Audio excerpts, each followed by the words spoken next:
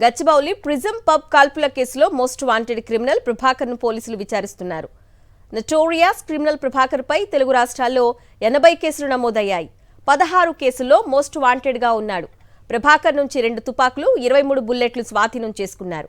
పోలీసులపై 2 రౌండ్లు కాల్పులు జరిపాడు ప్రభాకర్. కాల్పుల్లో హెడ్ కానిస్టేబుల్ వెంకటరామిరెడ్డికి ఎడమ కాలికి గాయమైంది.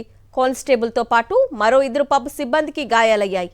నవంబర్ 2023 నుంచి ప్రభాకర్ తప్పించుకొని తిరుగుతున్నాడు.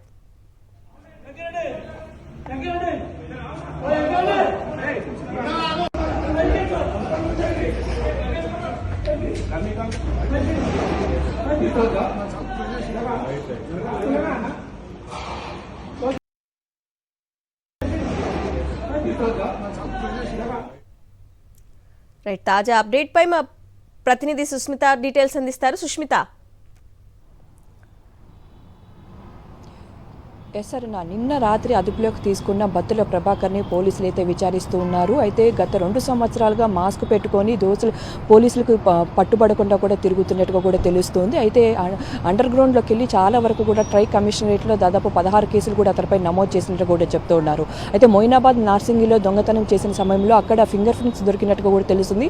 ఆ ఫింగర్ ప్రింట్స్ ఆధారంగా సీసీటీవీ కెమెరాల్లో కూడా ఫుటేజ్లను పరిశీలించి అతన్ని పట్టుకునే ప్రయత్నం అయితే చేశారు. అయితే ఏదైతే జల్సాలకు పాల్పడుతూ దొంగతనాలు చేస్తున్నారు, అయితే ఆ దొంగతనాలు పాల్పడినప్పుడు పబ్బులకు వెళ్తున్నారనే సమాచారం రావడంతో కూడా ఇక్కడ ఉన్న పబ్స్ అన్నిటిని కూడా అలర్ట్ చేసినట్టుగా కూడా తెలుస్తుంది. అయితే పబ్స్లో ఫోటోలు కూడా పోలీసులు బౌన్సర్లకు ఇచ్చినట్టుగా కూడా చెప్తున్నారు. అయితే నిన్న ప్రిజం పబ్కు వెళ్ళారు. ఆ పబ్కు వెళ్ళిన సమయంలో కూడా బౌన్సర్లు గుర్తించి పోలీసులకు సమాచారం ఇచ్చినట్టుగా కూడా తెలుస్తుంది. వెంటనే మఫ్టీలో కూడా 3 కానిస్టేబుల్ అక్కడికి వెళ్ళారు. అక్కడికి వెళ్ళిన సమయంలో పోలీసులను గుర్తించి బత్తుల ప్రభాకర్ అక్కడ 2 రౌండ్ల కాల్పులు అయితే జరిపారు. అయితే అతని దగ్గర 2 నాటు తుపాకులు అలాగే 23 రౌండ్ల బుల్లెట్స్ని కూడా స్వాధీనం చేసుకున్నట్టు కూడా తెలుస్తుంది. వెంటనే అతన్ని అదుపులో తీసుకుని బౌన్సర్ల సహాయంతో అతన్ని పోలీస్ స్టేషన్కి తరలించారు. అయితే ఆ సమయంలో ఎప్పుడైతే కాల్పులు జరిపారో ఆ కాల్పులు జరిపిన సమయంలో అక్కడ బౌన్సర్తో పాటు మరో కానిస్టేబుల్ కూడా గాయాలయ్యాయి. వెంటనే వారిద్దరిని కూడా ఆసుపత్రికి తరలించినట్టుగా కూడా చెప్తున్నారు. అయితే ఇద్దరి పరిస్థితి కూడా ప్రస్తుతం అవుట్ ఆఫ్ డేంజర్ ఉన్నట్టు కూడా చెప్తున్నారు. అయితే నిన్నటి నుంచి కూడా సిపి అవినాష్ మహంతి అలాగే మాదాపూర్ డీసీపీ వినీత్ కూడా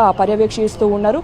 మొత్తంగా కూడా చూసుకుంటే దాదాపు 2020లో ఇతను విశాఖపట్నంలో కూడా అరెస్ట్ అయినట్టుగా కూడా తెలుస్తుంది. 2023లో విచారణ నిమిత్తం అక్కడ తీసుకువెళ్తున్న సమయంలో అతనికి హ్యాండ్ కప్స్ లేకపోవడం కారణంగా కూడా అతను అక్కడి నుంచి పారిపోయారు. అప్పటి నుంచి కూడా పోలీసులకు దొరకకుండా అండర్ గ్రౌండ్లో ఉంటూ కూడా దొంగతనాలకు పాల్పడుతున్నట్టుగా చెప్తున్నారు. మోస్ట్ వాంటెడ్ క్రిమినల్గా ఉన్నట్టుగా కూడా తెలుస్తుంది. ట్రై కమిషనరేట్స్ కూడా 16 కేసుల పైగా నమోదు చేయడంతో అప్పటి నుంచి కూడా ఇతను వెతుకుతున్నట్టుగా కూడా చెప్తున్నారు. అయితే ప్రతిసారి కూడా పబ్స్కి వెళ్తూ ఉండడంతో పోలీసులు కూడా నిఘా పెట్టారు. అప్పటి నుంచి కూడా పోలీసులు నిఘా పెట్టడంతో నిన్న అదుపులో తీసుకున్నట్టుగా కూడా తెలిసింది. నిన్న కాల్పులు జరిపిన అనంతరం కూడా మరో 2 కానిస్టేబుల్స్ అక్కడ ఉండడంతో వారందరూ కలిసి అతన్ని అదుపులో తీసుకున్నట్టు కూడా చెప్తూ ఉన్నారు. అయితే నిన్న మాదాపూర్ డీసీపీ కూడా ప్రెస్ మీట్లో చెప్పడం జరిగింది. అయితే దాదాపు అతను ఎన్ని కేసులు ఉన్నాయి, మొత్తం 2 తెలుగు రాష్ట్రాల్లో 80కి పైగా కేసులు ఉన్నట్టు కూడా చెప్తూ ఉన్నారు.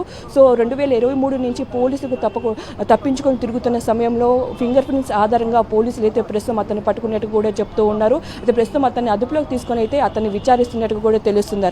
Okay Sushmita, thank you.